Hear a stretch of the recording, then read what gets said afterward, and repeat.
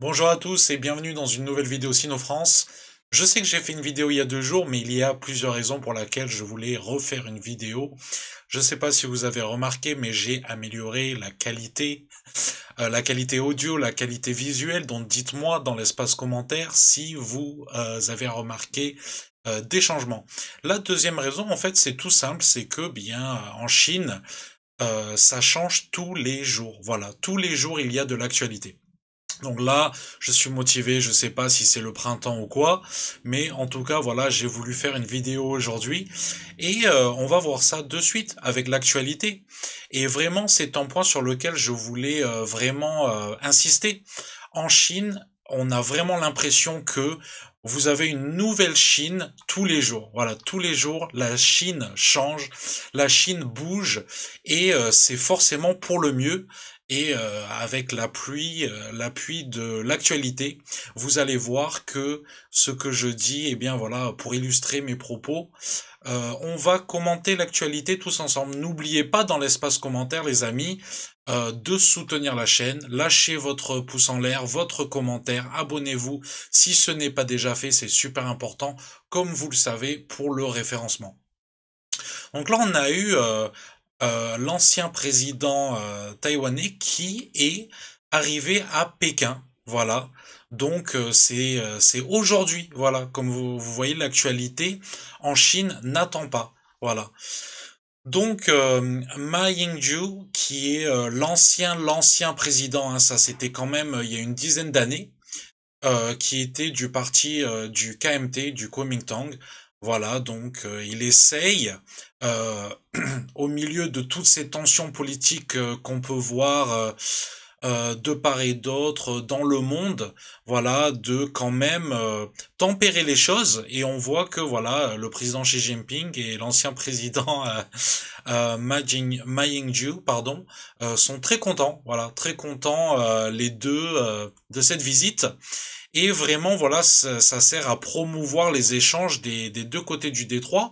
Donc voilà, une excellente nouvelle selon moi. Voilà, parce que vous savez, il y a deux visions du monde, hein, comme disait Paul Valéry. Moi, je suis de Montpellier en plus. Il y a celle qui divise et celle qui unit. Voilà, c'est comme ça qu'on voit les choses sur Sino-France. Donc une très bonne chose. Alors, sans transition, voilà, donc toutes mes news, les amis, c'est sans transition à chaque fois, hein. Donc là, il y a une polémique. Il faut savoir que l'éducation en Chine, encore une fois, ça change tout le temps. Ça change tout le temps. Et là, il y a une province dans le sud, en fait, de la Chine, qui a dit, voilà, les enfants doivent terminer leurs devoirs à 21h30. Bon, c'est rigolo, hein, c'est rigolo parce que ben nous, en fait, en Occident, on a une approche totalement différente des choses. Mais il faut savoir que ça, c'est pas propre à la Chine, en fait, hein, c'est propre à toute l'Asie.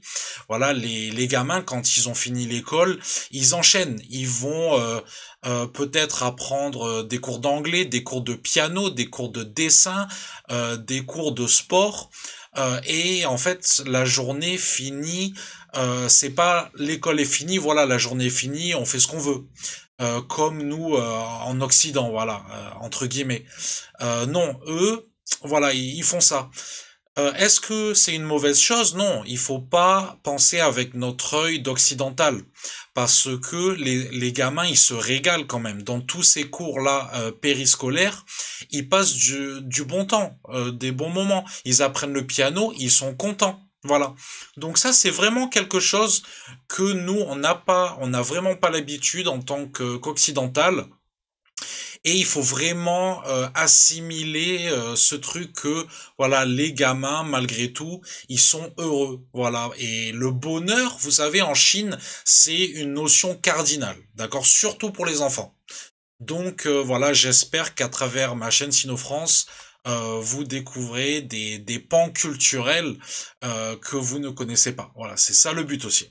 Alors pourquoi les Chinois aiment danser en public? Et ça, c'est quelque chose qui est très connu en Chine, même en Asie en général. Vous voyez des gens, surtout des personnes un petit peu âgées, danser. Eh bien, tout simplement parce que les amis, c'est quelque chose, voilà, c'est sportif, c'est pour entretenir le corps, voilà. Donc j'ai vu cette news passer, je me suis dit bon allez, je la partage vite fait. Alors, ça aussi, sans transition, les amis, hein, encore une fois, hein. D'ailleurs, vous voyez dans la barre de recherche ici, toutes mes news viennent de WeChat, donc c'est des news locales, des news chinoises, d'accord? Donc voilà, c'est publié en Chine, d'accord? Et je les ai traduits pour vous et analysés pour vous, les amis, parce que ça, toutes les news que vous voyez sur ma chaîne SinoFrance, vous ne les verrez jamais ailleurs. D'accord? Bon, à part si vous êtes en Chine. Et encore, si vous êtes en Chine, peut-être que vous n'avez pas accès aux mêmes canaux que moi, que vous n'êtes pas abonné aux mêmes canaux que moi, tout simplement. Voilà. Donc en fait, ça, j'ai trouvé cette news super sympa. Euh, c'est des gens qui sont pauvres, voilà. Ils ont perdu leur boulot pendant la crise du Covid et ils ont décidé de voler, voilà, de voler des vêtements dans des magasins, voilà, parce qu'ils n'avaient pas de sous, ils ont eu un bébé ou plusieurs même peut-être. Et en fait, ils ont décidé tout bêtement, voilà, on n'a pas le choix, on va voler des habits dans les magasins pour nous habiller, pour habiller la petite. Et il faut savoir que normalement, en Chine, voilà, c'est casse-prison. Vous volez, vous allez en prison. Sauf que... Et ça, vraiment, on voit l'humanisme, en fait, de la Chine. Voilà, bienvenue sur SinoFrance, les amis. Vous allez en apprendre toutes les vidéos. Le juge a dit non, ils ne peuvent pas aller en prison, tout simplement parce que la femme était enceinte. Voilà. Au moment des faits. Et c'est vraiment, voilà, au niveau, si vous voulez, des droits de l'homme et compagnie, en fait. Et je trouve cette décision profondément humaine, parce que il n'y a pas eu de avocat, vice de procédure, non. La femme est enceinte, voilà, circonstances atténuantes. Donc j'ai trouvé ça super sympa. Voilà. Alors là, sans transition, mais par contre, pas top, hein, les amis. Et ça, c'est vraiment quelque chose que les Chinois détestent. Quand il y a des erreurs de fonctionnement, l'entretien qui n'a pas été fait. Voilà, là en l'occurrence, une femme s'est retrouvée voilà blessée en plus et coincée dans un escalator à Shanghai. Voilà, donc vraiment ça fait le tour du pays cette histoire. Et bon, voilà, elle s'est rétablie. On lui souhaite le meilleur rétablissement possible, évidemment.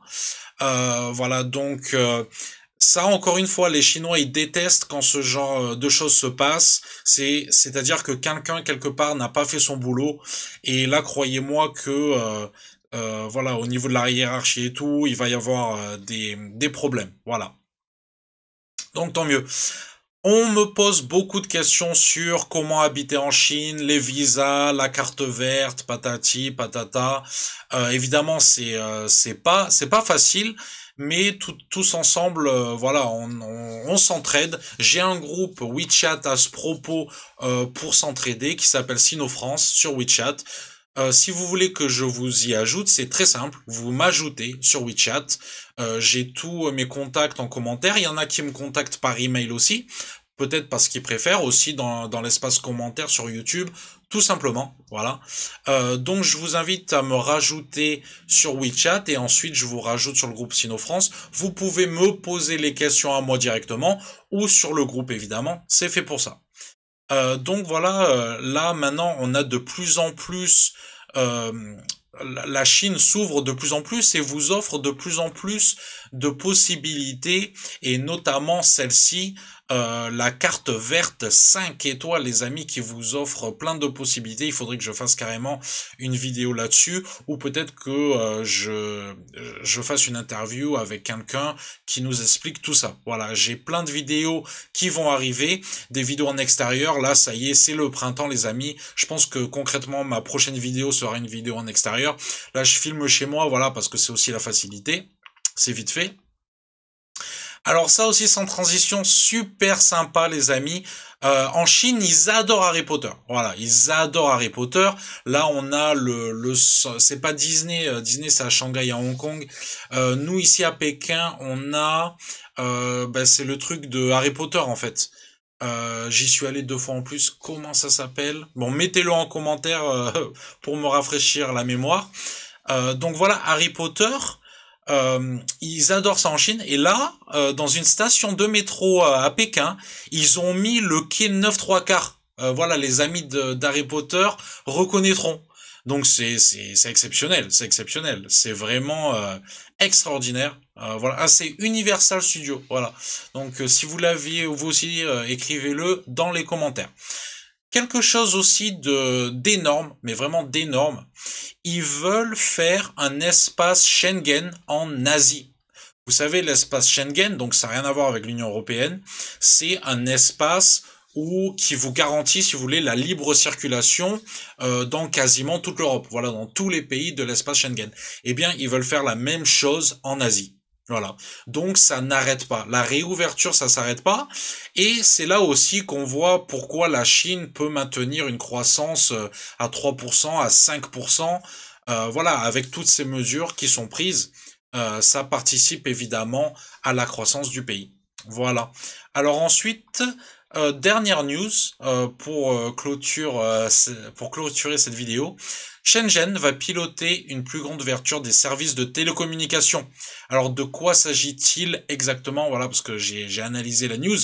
En fait, en tant qu'étranger, vous avez votre carte SIM, etc., mais vous n'avez pas accès à plein de services en fait, contrairement aux Chinois. Les Chinois, eux, ils ont accès à plus de services. Voilà, donc les nationaux, en fait, si vous voulez. Donc je pense que vous comprenez tout à fait ce que je veux dire, c'est logique. En tant que national, vous avez plus accès à plus de services. Et bien voilà, ça va changer, c'est en train de changer, il y a des zones pilotes. Je vois dans les commentaires, souvent on me dit oui, en Chine, moi à l'époque, je pouvais pas faire ceci, cela. Tout ça, les amis, c'est vraiment en train de changer. C'est vraiment en train de changer. Donc voilà, je vous encourage, voilà, pour terminer la vidéo, à me contacter. Il n'y a pas de souci. Contactez-moi, je vous ajoute sur WeChat. On peut s'appeler aussi, pas de souci. Ah, et aussi un truc, je voulais remercier euh, les abonnés, en fait, les souscripteurs. Voilà, les souscripteurs à ma chaîne, j'oublie tout le temps de le faire. Là, je vais le faire. Donc, il y a Ezio, il faut que voilà, Ezio DV. Big up à toi, mec, avec tous tes commentaires à chaque fois, ça fait super plaisir. Maxime, évidemment, Maxime qui est discret, mais il est toujours là. Et Gaston, voilà, je vous remercie tous les trois, parce qu'en fait, il y a 3 personnes qui me payent tous les mois. Voilà, pour un montant total de 20 € par mois, les amis. C'est pas lourd, voilà, c'est pour ça que je fais pas souvent des vidéos. Donc un appel aux dons, vous pouvez faire ça directement sur YouTube, en don unique ou en don mensuel. J'ai Tipeee, j'ai Patreon aussi, j'ai tout, voilà. La chaîne décolle progressivement, c'est pas gagné. Mais aussi je vois en fait c'est corrélé à l'ouverture de la Chine. J'ai de plus en plus de gens qui me contactent, qui sont intéressés par la Chine, et c'est bien normal les amis. La Chine, c'est le cœur de l'Asie. C'est la civilisation chinoise, les amis, c'est pas... Voilà. Donc à tous les gens intéressés, vraiment, moi ça me fait plaisir. Nous avons une passion commune. Voilà, Sino France, c'est fait pour ça. Merci les amis, je vous dis à bientôt. Ciao.